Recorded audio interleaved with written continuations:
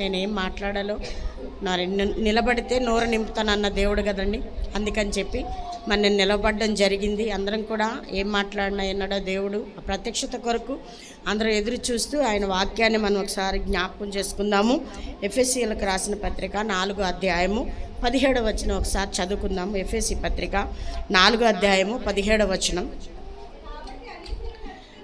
కాబట్టి అన్యజనులు నడుచుకొనున్నట్లు మీరిక మీదట నడుచుకొనవలదని ప్రభువునందు నేను సాక్ష్యం ఇస్తా ఉన్నాను అని ఈ రాత్రి ఒక మాట తెలియజేస్తూ ఉన్నాడు పౌలు. హల్లెలూయా. ఏమంటున్నాడండి? కాబట్టి అన్యజనులు నడుచుకొనున్నట్లు. ఎవరు నడుచుకొనున్నట్లు? ఈ మధ్య మనం టీవీలో ఆన్ చేస్తే బోల్డు వార్తలు మనం వింటూ ఉన్నాం, అవునా కాదండి? భయంకరమైన వార్తలు. అయితే ఇంకొకసారి పౌలు మనకేం చెప్తా ఉన్నాడంటే, కాబట్టి అన్యజనులు నడుచుకొనున్నట్లు మీరిక మీదట నడుచుకొనవలదని ప్రభువునందు నేను మీకు సాక్ష్యం ఇస్తా ఉన్నాను. ఎందుకంటే ఎఫెసీ పత్రిక 5వ అధ్యాయము 14వ వచనం కూడా ఒకసారి చదివినట్లయితే 5వ అధ్యాయము 14వ వచనం.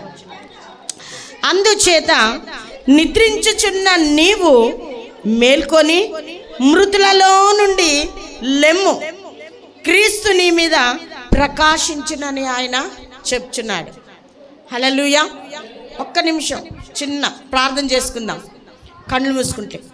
స్తోత్రం నాయన, పరిశుద్ధుడానికి వందనాలు. ఈ రాత్రి ప్రభా నాయన ఈ మాటలను ప్రభా నాయన ప్రతి ఒక్కరికి దేవా కనువిప్పు కలుగజేసి ప్రభా వారి హృదయాంతరంగాల్లో నుండి నిజమైన మారు మనసు కలుగచేయాలని ప్రభా ఈ రాత్రి మాటలను ప్రభా మీరు దేవా మాట్లాడమని ప్రార్థిస్తున్నాను. ప్రతి వారికి మేలును ఆశీర్వాదకరంగా ఉన్నట్లు ప్రభా ఈ మాటలు మీరు దీవించి ఆశీర్వదించి మహిమ పొందమని యేసు ఉన్నతమైన నామములు అడిగి వేడుకొని ప్రార్థిస్తున్నాం మా పరమ తండ్రి, ఆమేన్. అందుచేత నిద్రించుచున్న నీవు మేల్కొని మృతుల్లో నుండి లెమ్ము, క్రీస్తు నీ మీద ప్రకాశించునని ఆయన చెప్పుచున్నాడు. బ్రతుకు జీవించుచున్నావన్న పేరు మాత్రం ఉన్నది కానీ నీవు మృతుడవు అని వాక్యం సెలవిస్తూ ఉన్నది. నిజమే, మనము జీవించిన వారిగా ఉంటున్నాము కానీ జీవము ఎంత మాత్రము కూడా మనలో లేదు. ఆ విషయము ఎవరు గ్రహించారంటే పౌలు గారు గ్రహించి, కాబట్టి మీరు ఇక మీదట అన్ని జనుల వలె మీరు నడుచుకొనవద్దు, నేను దేవుని ఎదుట మీకు నేను సాక్ష్యం ఇస్తా ఉన్నాను. కాబట్టి అంటున్నాడు, నిద్రించుచున్న నీవు మేల్కొని. జీవించుచున్నవన్న పేరు మాత్రం ఉన్నది కానీ మృతులలో ఉన్నదానిగా ఉన్నవాడిగా మరి నిన్ను లెక్క వేసి ఉన్నది. కాబట్టి వాక్యము ఈ రాత్రి నిద్రించుచున్న నీవు మేల్కొని మృతులలో నుండి లెమ్ము, క్రీస్తుని మీద ప్రకాశించునని ఆయన చెప్పుచున్నాడు. దేవుని నామానికి మహిమ కలుగునుగాక. హల్లెలూయా. మనం ఇంకా చాలా నిద్రలోనే ఉన్నట్లుగా ఉన్నాము, అవునా కాదండి? ప్రపంచం మీద ఏది జరుగుతుందో ఏమవుతుందో అసలు ఏమీ కూడా తెలీదు. టీవీ ఆన్ చేస్తేనే మనకి తెలుస్తుంది. కానీ మన రోజు మన ఉదయం లేచి నుండి సాయంత్రం వరకు కష్టపడి పనిచేసిన వారికి ఆ టీవీ చూడటానికి టైము ఉండదు. లోకం మీద ఏమి జరుగుతుందో తెలియని పరిస్థితి. కాబట్టి నిద్రించుచున్న నీవు మేల్కొని. హల్లెలూయా. దేవుడు నీ మీద ప్రకాశించినట్లుగా మనము కొంచెం మట్టుకు నిద్ర మేల్కొంటే చాలా మంచిదని ఈ రాత్రి పౌలు చెప్తా ఉన్నాడు. హల్లెలూయా. ఎన్ని సంవత్సరాలు గడుస్తున్నా మనం ఎక్కడున్నామంటే యేసుని దగ్గరే ఉంటున్నాము. మన జీవితాలు అలాగే ఉంటున్నాయి, మన బ్రతుకులు అలాగే ఉంటున్నాయి. ఎప్పుడు చూసినా సరే, ఏ రోజు చూసినా సరే జీవితాలు అంతకంతకు అభివృద్ధి మాత్రమే లేదు. ఎందుకంటే మనము నిద్రించిన వారిలో ఉన్నాము. మనం ఎలా ఉన్నామండి? నిద్రించిన వారిలో ఉన్నాము.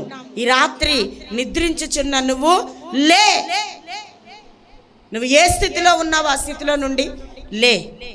ఏ పరిస్థితుల నుండి వెళ్తున్నావో, అవమానముల వెంట వెళ్తున్నావా, శోధనలో నుండి వెళ్తున్నావా, అనారోగ్యముల నుండి వెళుతున్నావా, ఏ పరిస్థితిలో ఉన్నా సరే ఈ రాత్రి దేవుడు ఒక పిలుపిస్తా ఉన్నాడు. నిద్రించుచున్న నీవు మేల్కో, నిద్రించుచున్నావా మేల్కుంటే మృతులలో నుండి నువ్వు లెమ్ము, క్రీస్తు నీ మీద ప్రకాశించునని ఆయన చెప్పుచున్నాడు. హల్లెలూయా. లూకాసు వార్త 18వ అధ్యాయం 41వ వచనం, 42, 43 చూసుకున్నట్లయితే, లూకాసు వార్త 18వ అధ్యాయము 41, 42, 43. వాడు దగ్గరికి వచ్చినప్పుడు ఆయన నేను నీకేమి చేయగోరుచున్నానని అడుగగా వాడు, ఇక్కడ దేవుడు తన దగ్గరికి వెళ్ళినట్లు లేదు కానీ ఇక్కడ ఆయన్ని చూసినట్లయితే గుడ్డివాడు. హల్లెలూయా. ఆయన ఏమైనాడు? గుడ్డివాడు. కానీ ఆ గుడ్డివాడి దగ్గర మనం ఎవరికైనా కళ్ళు కనిపించకపోతే వాడు మన దగ్గరికి వస్తాడా, మనం ఆయన దగ్గరికి వెళ్తామా? చెప్పండి ఒకసారి. ఆడు మన దగ్గరికి వస్తాడా లేదా మనం ఆయన దగ్గరికి వెళ్తామా? కళ్ళు లేనివాడు కూర్చొని ఉన్నాడు, ఉన్నప్పుడు మనం ఆయన దగ్గరికి వెళ్తామా, ఆయన మన దగ్గరికి వస్తాడా? మనమే ఆయన దగ్గరికి వెళ్ళాలి. కానీ ఈ కళ్ళు కనిపించని ఆయన ఇక్కడికి దగ్గరికి వచ్చాడు. వాడు దగ్గరికి వచ్చినప్పుడు ఆయన నేను నీకేమి చేయగోరుచున్నానని అడుగగా వాడు ప్రభువా చూపు పొందగోరుచున్నానని. వెంటనే ఏమన్నాడు తెలుసా దేవుడు? యేసు చూపు పొందుము, నీ విశ్వాసము నిన్ను స్వస్థపరచనని వానితో చెప్పాను. వెంటనే వాడు చూపు పొంది దేవుని మహిమపరచుచు ఆయనను వెంబడించెను. ప్రజలందరూ అది చూచి దేవుని స్తోత్రము చేస్తా ఉన్నారంట. హల్లెలూయా. దేవుడు మనం ఏది అడిగితే అది ఇచ్చే దేవుడు, అవునా కదా? అడుగుడి మీకు ఇయ్యబడును, వెదకుడి మీకు దొరుకును, తట్టుడి మీకు తీయబడును. అది ఏదైనా సరే మనం అడిగినప్పుడు ఆయన మరి రక్షింపనేరకైనట్లు ఆయన హస్తము కురచ కాలేదు కదండి. కాబట్టి మనం ఏది అడిగినా సరే అది మనకు ఇయ్యగలిగిన సమర్థుడు మన దేవుడు. హల్లెలూయా. ఇక్కడ ఆయన చూపు పొందగోరుచున్నావా, చూపు పొందగోరుచున్నానని అడుగగా వాడు ప్రభు ఆ చూపు పొందగోరుచున్నాను, నీకేం కావాలని అడిగినప్పుడు ఆయన కళ్ళు లేకుండా ఉన్నాడు. హల్లెలూయా. ఇది నాన్న కళ్ళు లేకుండా గుడ్డివాడే అడిగితే ఇవ్వడం కాదు, కానీ మనం ఏ పరిస్థితుల్లో ఉన్నా మన పరిస్థితిని గమనించి మన అవసరతలో ఆయన ఉండి మన ప్రతి అవసరత కూడా ఆయన కలిగి ఉన్న గొప్ప దేవుడు మన దేవుడు. హల్లెలూయా. హల్లెలూయా. అయితే వెంటనే వాడు చూపు పొంది దేవుని మహిమ పరచుచు, ఆ గుడ్డివాడు ఎంత విశ్వాసము కలిగి ఉన్నాడో, తర్వాత ఆయన చూపు పొంది ఆయనంట దేవుని మహిమ పరచుచు వెళ్ళుచుండగా ఏం చేశారండి? దేవుని మహిమ పరచుచు ఆయన వెళ్ళుచున్నప్పుడు అంట ప్రజలందరూ అది చూచి దేవుని స్తోత్రం చేసిరి. ప్రజలందరూ అది చూచి ఏం చేశారంట? దేవునికి స్తోత్రము చెల్లించుచు వెళ్ళారంట. హల్లెలూయా. ప్రజలందరూ కూడా అది చూచి దేవుని స్తోత్రం చేశారంట. ఏ రోజైనా మనల్ని చూసి, ఏ రోజైనా మన ప్రవర్తనను చూసి దేవుణ్ణి స్తుతించిన వారు ఎవరైనా ఉన్నారా? ఈ రాత్రి ఒక ప్రశ్న మనం వేసుకుందాం. అందుకే పౌలు అంటాడు, నిద్రించుచున్న నీవు మేల్కో, క్రీస్తు నీ మీద ప్రకాశిస్తాడు. హల్లెలూయా. ఇక్కడ ప్రజలందరూ అది చూచి దేవుని స్తోత్రము చేసిరి. అంతవరకు రోడ్డు ప్రక్కన కూర్చొని అడుక్కునే భిక్షగాడు, ఆ భిక్షగాడు ఒక్కసారిగా దేవుని కార్యము చూచి ఆయనను స్తుతిస్తూ స్తోత్రము చేస్తూ ఆయన వెళతా ఉంటే ఆయనను చూసి ప్రజలందరూ కూడా దేవుని స్తోత్రము చేసిరి అని ఇక్కడ మరి ఉన్నది. ఏనాడైనా మన ప్రవర్తనను చూసి మనల్ని చూసి దేవుడిని మరి స్తుతించిన వారు ఎవరైనా ఉన్నారా? నిజంగా మనము దేవుని సన్నిధికి వెళ్తున్నాము, అది మన జీవితాలకు ఆశీర్వాదకరంగా ఉన్నదా? ఎక్కడ వేసిన గొంగలి అన్నట్లుగా మన జీవితాలు ఉన్నాయా? ఈ రాత్రి ఒకసారి పౌలు మనకి ఒక ప్రశ్న వేస్తా ఉన్నాడు. ఏమంటున్నాడంటే, నువ్వు ఇక మీదట అన్యజనులు ప్రవర్తించినట్లుగా నువ్వు ప్రవర్తించవద్దు. హల్లెలూయా. మీరు ఇక మీదట మరి అన్యజనులు నడుచుకున్నట్లు మీరు నడుచుకొనవద్దు అని ఇక్కడ ఈ రాత్రి ఒక మాట మనకి పౌలు తెలియజేస్తా ఉన్నాడు. హల్లెలూయా. ఆ మాట ఎలాగా ఆయన అంత గట్టిగా బల్లగుద్ది మనకి తెలియచేశాడు అని మనొక్కసారి చూసుకున్నట్లయితే రోమీలకు రాసిన పత్రిక 1వ అధ్యాయము 23, 24 వచనాలు చదువుకున్నట్లయితే, వారు అక్షయుడకు దేవుని మహిమను క్షయమకు మనుషుల యొక్కయు పక్షుల యొక్కయు చతుష్పాద జంతువుల యొక్కయు పురుగుల యొక్కయు ప్రతిమా స్వరూపంగా మార్చిరి. చూడండి, ఇక్కడ వారు అక్షయుడగు దేవుని మహిమనంట. హల్లెలూయా. ఈ దినాల్లోని, ఈ రోజుల్లోని ఏమి జరుగుతుందో మనకి చూస్తూ ఉన్నాము. వారు ఏం చేశారట తెలుసా? అక్షయుడగు దేవుని మహిమనంట క్షయమగు మనుష్యుల యొక్కయు పక్షుల యొక్కయు చతుష్పాద జంతువుల యొక్కయు పురుగుల యొక్కయు ప్రతిమా స్వరూపముగా మార్చివేశారంట. ఈ హేతువు చేత వారు తమ హృదయముల దురాశలను అనుసరించి తమ శరీరములను పరస్పరము అవమానపరుచుకొనున్నట్టు దేవుడు వారిని అపవిత్రతకు అప్పగించేశాడంట. మనుషులు అప్పగించలే. అక్కడ వారిని ఏం చేశాడంటే దేవుడు అపవిత్రతకు అప్పగించాడంట. హల్లెలూయా. మరి 25వ వచనం కూడా 25, అట్టివారు దేవుని సత్యమును అసత్యమునకును మార్చి, ఏంటండి?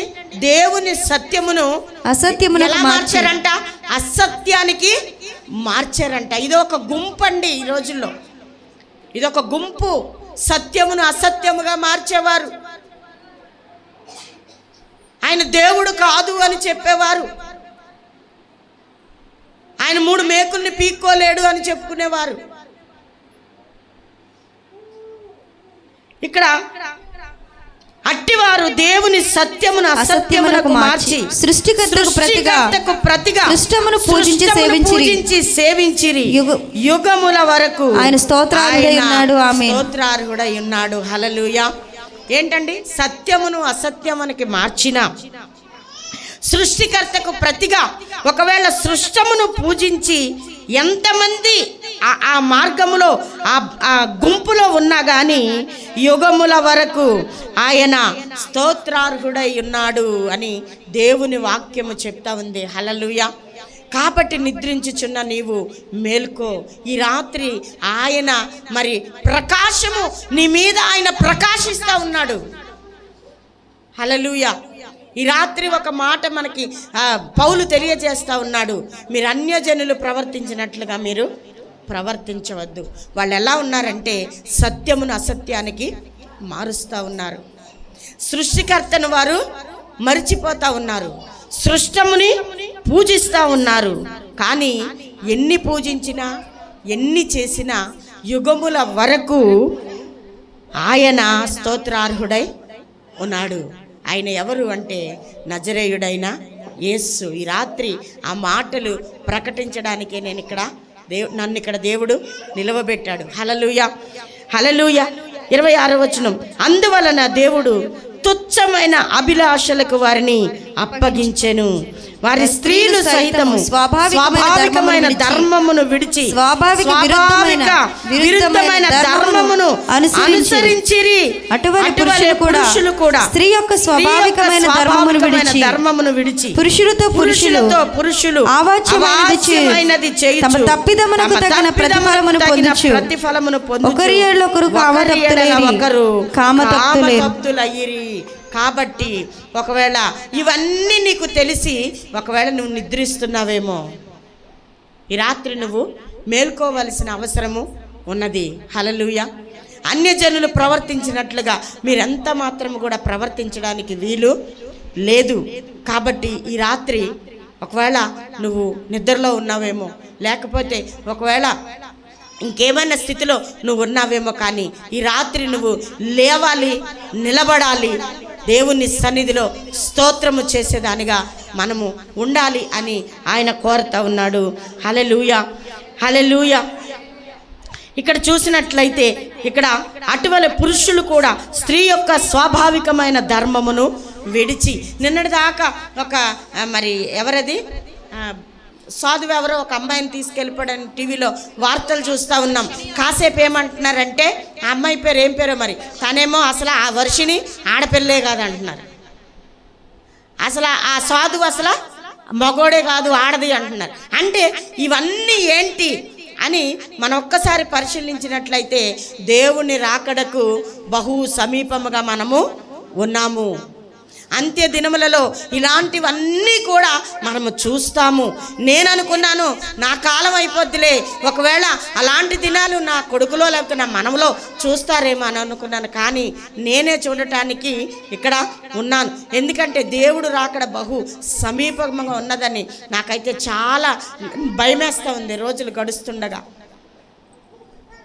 ఇక్కడ పురుషులు కూడా స్త్రీ యొక్క స్వాభావికమైన ధర్మమును విడిచి పురుషులు అవాస్యమైనది చేయుచు తమ తప్పిదమునకు తగిన ప్రతిఫలము పొందుచు ఒకరి ఎడల ఒకరు కామతప్తులు అవుతున్నారంట.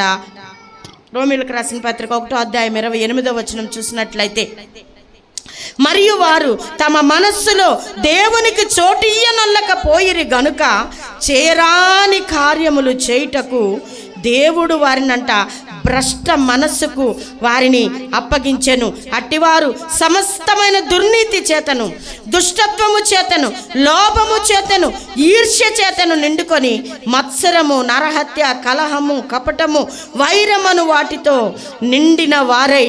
ఇక్కడ చూడండి ఎన్ని విషయాలు ఇక్కడ బయలుపరుస్తూ ఉన్నాడో. నువ్వెందుకు నిద్రించుచున్నదాను, నువ్వెందుకు మేల్కోవాలి? ప్రపంచం ఎలా ఉంది, ప్రపంచంలో ఉన్న ప్రజలు ఎలా ఉన్నారు?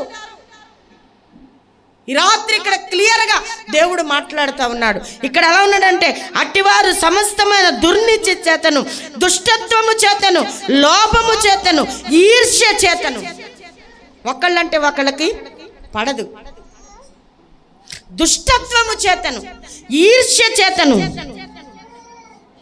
నిండుకొని మత్సరము, నరహత్య, కలహము, కపటము, వైరమను వాటితో నిండిన వారై కొండెగాండ్రును, అపవాదకులను, దేవద్వేషులను. అసలు టీవీలు ఆన్ చేస్తే ఎవరు ద్వేషిస్తూ ఉన్నారో తెలియని పరిస్థితి. దేవద్వేషులను, హింసకులను, అహంకారులను, బింకములాడువారును, చెడ్డవాటిని కల్పించువారంట, తల్లిదండ్రులకు అవిధేయులను, వాటిని కల్పించువారంట. ఈ దినం పోస్ట్ మార్టం రిపోర్ట్ వచ్చింది ప్రవీణ్ పగడాల గారిది. ఆయన తాగి 3 సార్లు యాక్సిడెంట్ అయ్యి చనిపోయారు అని రిజల్ట్ వచ్చింది. ఇక్కడ దేవుని వాక్యము చదివినట్లయితే, చెడ్డవాటిని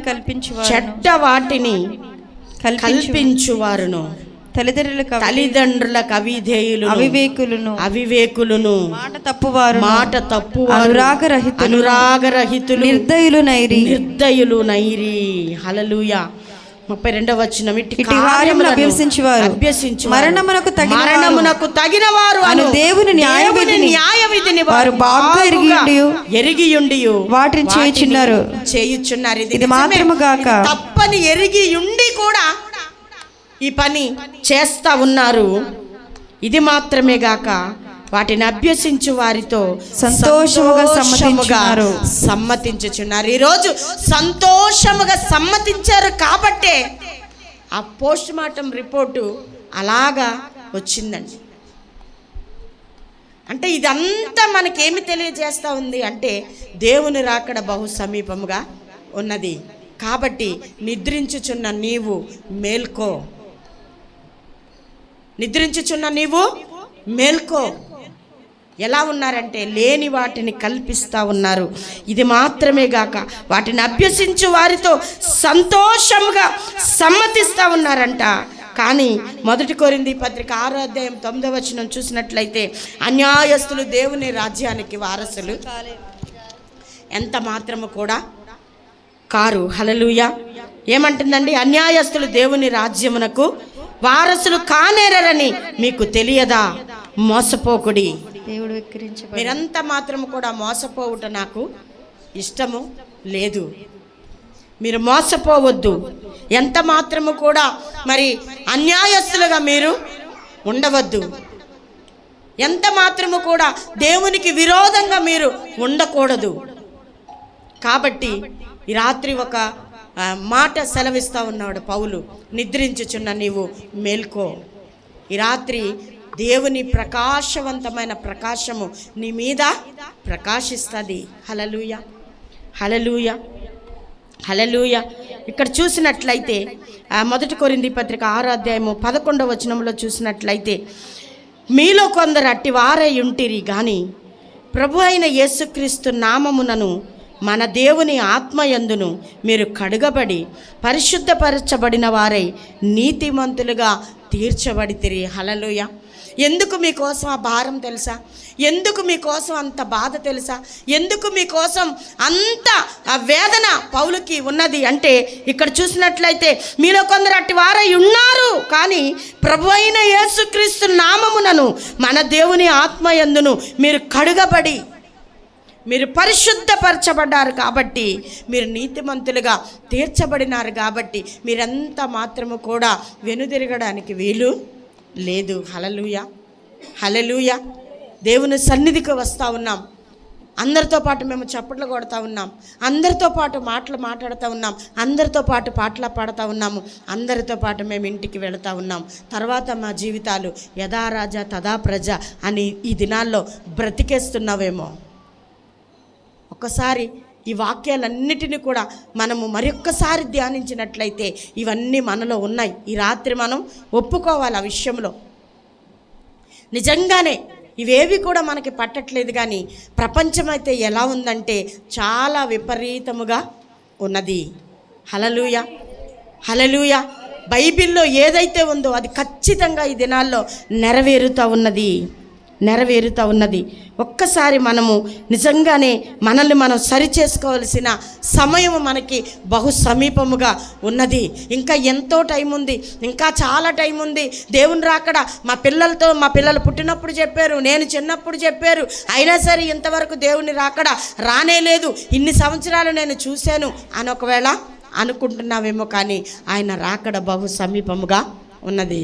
ఎక్కడో మన మణిపూర్లో జరిగింది అనుకున్నాం, ఎక్కడో ఉత్తరప్రదేశ్లో జరిగింది అనుకున్నాం, ఇప్పుడు మన ఊరికి దగ్గరలోనే ఇది జరిగింది. హల్లెలూయా. అంటే దీన్ని బట్టి ఇంకా మనము మరి మేల్కోకుండా మన ఇష్టానుసారంగా మనం ఉందామా? ఈ రాత్రి ఒక ప్రశ్న మనలో వేసుకుందాము. హల్లెలూయా, హల్లెలూయా, హల్లెలూయా. మనమైతే మరి కొలస్సీ పత్రిక 3వ అధ్యాయం 7వ వచనంలో అంటాడు,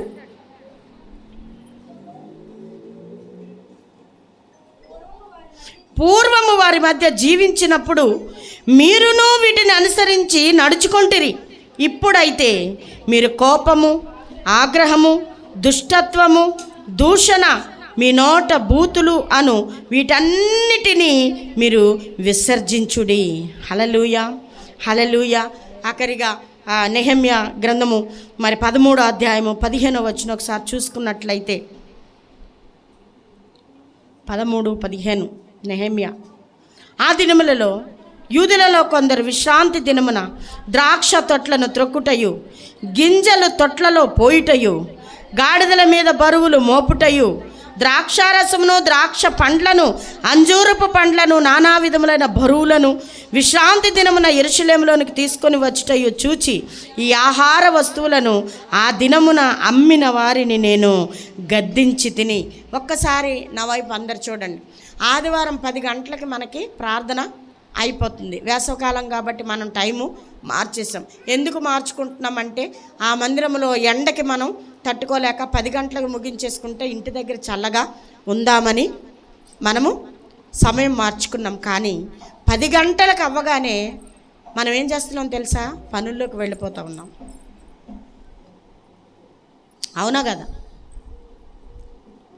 కానీ ఇక్కడ అంటున్నాడు, ఆ విశ్రాంతి దినమునంట బరువులు మోపుటయు, ద్రాక్షరసమును, ద్రాక్ష పండ్లను, అంజూరపు పండ్ల, నానా విధములైన బరువులను విశ్రాంతి దినమున యెరూషలేమునకు తీసుకొని వచ్చి చూచి ఈ ఆహార వస్తువులను ఆ దినమున అమ్మిన వారిని నేను గద్దించి తిని. 29వ వచనం, నీ ఆజ్ఞలను విధులను ఒకడు ఆచరించిన ఎడల వాటి వలన వాడు బ్రతుకును కదా. మనము బ్రతకాలంటే కొన్ని చేయాల్సినవి ఉన్నవి. హల్లెలూయా. మనం ఏం చేయాలి? బ్రతకాలంటే ఈ భయంకరమైన దినాల్లో ఈ అంత్య దినములలో మనల్ని మనం కాపాడుకోవాలి, మనము బ్రతకాలి అనుకుంటే ఇవన్నీ కూడా మనము చేయాలంట. ఏం చేయాలంటే నీ ఆజ్ఞలను విధులను ఒకడు ఆచరించిన ఎడల వాటి వలన వాడు బ్రతుకును కదా. వారు మరలా నీ ధర్మశాస్త్రం అనుసరించి నడుచున్నట్లు నీవు వారి మీద సాక్ష్యము పలికినను వారు గర్వించి నీ ఆజ్ఞలకు లోబడక నీ విధుల విషయంలో పాపులై నిన్ను తిరస్కరించి తమ మనస్సును కఠినపరుచుకొని నీ మాట వినకపోయిరి. హల్లెలూయా, హల్లెలూయా.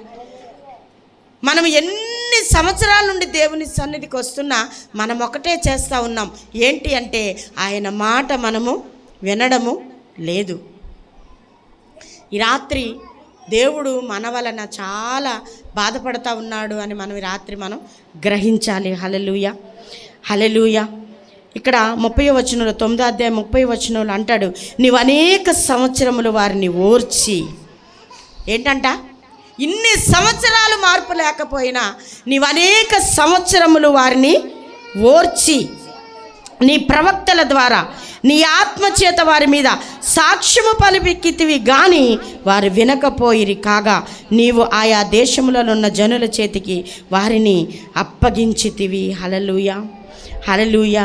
అదే అధ్యాయంలో 31వ వచనంలో అంటాడు చూడండి, అయితే నీవు మహోపకారివై ఉండి. ఏంటండి? ఇన్ని చేసినా, ఇన్నిసార్లు ఆయన గాయాలు రేపిన, పలుమార్లు ఆయన సన్నిధిలో మనం వైదొలగిన, ఇక్కడ అంటున్నాడు నీవు మహోపకారివై ఉండి వారిని బొత్తిగా నాశనము చేయకయు విడిచిపెట్టకయు ఉంటివి. నిజముగా నీవు కృపా కనికరములు గల దేవుడవై ఉన్నావు కదా అయ్యా. హల్లెలూయా. నిజముగా ఆయన ఎలా ఉన్నాడంటే కనికరము గల దేవుడిగా ఉన్నాడు. కాబట్టే కృపా కనికరములు గల దేవుడవై ఉన్నావయ్యా నువ్వు అని ఇక్కడ అంటున్నాడు. హల్లెలూయా, హల్లెలూయా. ఎందుకు ఎందుకు ఎందుకు ఇలాగా ప్రకటిస్తూ ఉన్నారు మనకి అనుకుంటే అపోస్తల కార్యములు 14వ అధ్యాయం 15వ వచనంలో చూసినట్లయితే, అయ్యలారా మీరు ఎందుకు ఇలాగూ చేయుచున్నారు అని వాళ్ళు కొంతమంది ప్రశ్నించారు పౌలు గారిని. అడిగినప్పుడు మేము కూడా మీ స్వభావం వంటి స్వభావం గల నరులమే. ఏమంటున్నాడు? మేము కూడా మీలాంటి స్వభావము గల నరులమే. మీరు ఈ వ్యర్థమైన వాటిని విడిచిపెట్టి ఆకాశమును భూమిని సముద్రమును వాటిలో ఉండు సమస్తమును సృజించిన జీవము గల దేవుని వైపు తిరగవలెనని మీకు మేము సువార్త ప్రకటిస్తూ ఉన్నాము. అంతేగాని మీ వల్ల మేమేమి ఆశించి మీకు సువార్త మేము ప్రకటించట్లేదు. హల్లెలూయా, హల్లెలూయా. మేము ఊరికినే మీకు మేము ప్రకటించటలేదు. ఎందుకు ప్రకటిస్తూ ఉన్నాము? ఎందుకు ప్రకటిస్తూ ఉన్నామంటే దేవుని వైపు తిరగవలెనని. లోకము వైపు నువ్వు తిరిగితే లోకములో ఏమాత్రము కూడా మంచి లేదు.